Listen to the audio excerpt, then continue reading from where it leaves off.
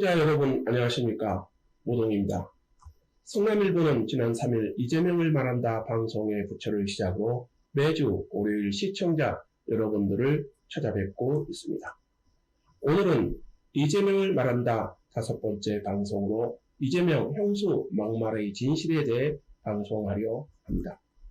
시청자 여러분도 아시다시피 성남일보는 지난 2012년 9월 3일 이재명 성남시장 비판은 잘하라는 뜻이라는 내용의 고 이재선 회계사의 첫 인터뷰를 시작으로 3회에 걸쳐 릴레이 인터뷰를 게재한 바 있습니다. 다음 달이면 벌써 9년이 됩니다. 세월이 빠름을 새삼 느낍니다.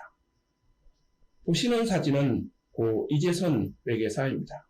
환하게 웃는 이재선 회계사의 모습에서 여러 가지 추억을 떠올리게 합니다. 이재선 회계사는 저희 성남일보 필진으로 참여해 힘을 보태기도 했습니다.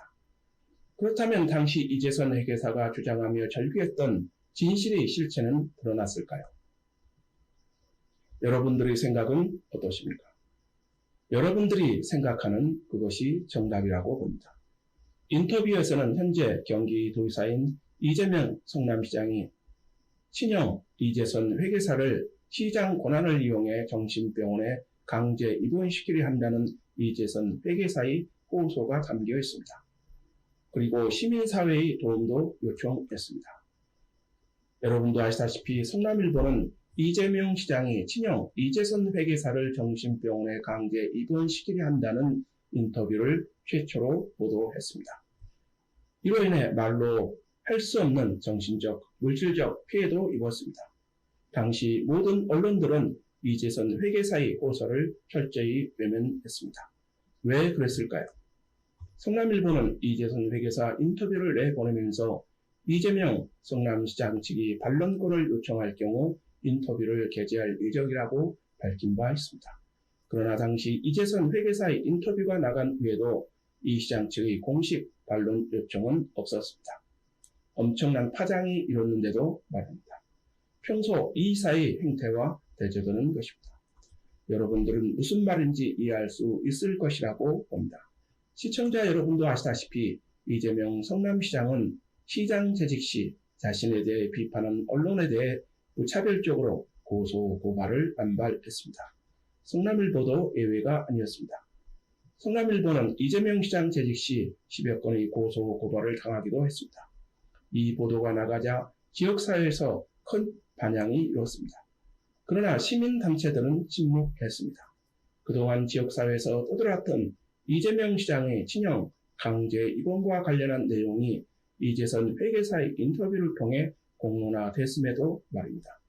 성남일보는 9월 3일 첫 인터뷰를 시작으로 9월 10일 이재명 성남시장 시민소환 운동감이죠. 그리고 10월 8일 이재명 성남시장 인격살해 당장 멈춰라 등 3회에 걸쳐 이재선 회계사와의 직격 인터뷰를 게재했습니다. 거대한 권력을 갖고 있는 이재명 시장이 맞서 힘들게 호소하는 이재선 회계사의 주장에 모두가 침묵한 것입니다. 이재명 시장의 형수에 대한 막말도 그렇습니다.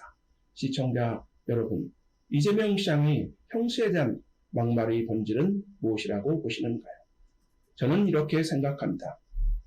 첫째는 시장이라는 시장 권력을 이용해 친형인 고 이재선 회계사를 정신병원에 강제 입원시키려 한 명백한 인권 침해라고 봅니다. 있을 수 없는 일이었습니다. 막강한 시장 권한을 갖고 친형을 정신병원에 강제 입원시키려 한 행위는 시민의 인권을 짓밟는 행위입니다. 어떻게 시장 권한을 이용해 시민을 더구나 친형을 정신병원에 입원시키려는 생각을 할 수 있었을까요? 여러분들의 생각은 어떠십니까? 그리고 공무원들을 동원해서 말입니다. 그래서 이재명의 형수 막말은 인권의 문제라고 보는 것입니다. 둘째는 형수에 대한 이재명 시장의 막말은 여성 폭력이라고 저는 생각합니다. 여러분들의 생각은 어떠십니까? 혹시 여러분들은 이재명 지사의 형수에 대한 막말을 들어보셨는가요? 백만 성남시장이 형수에 대한 입에 담을 수 없는 막말을 한 것은 힘없는 여성에 대한 폭력이 아닌가요?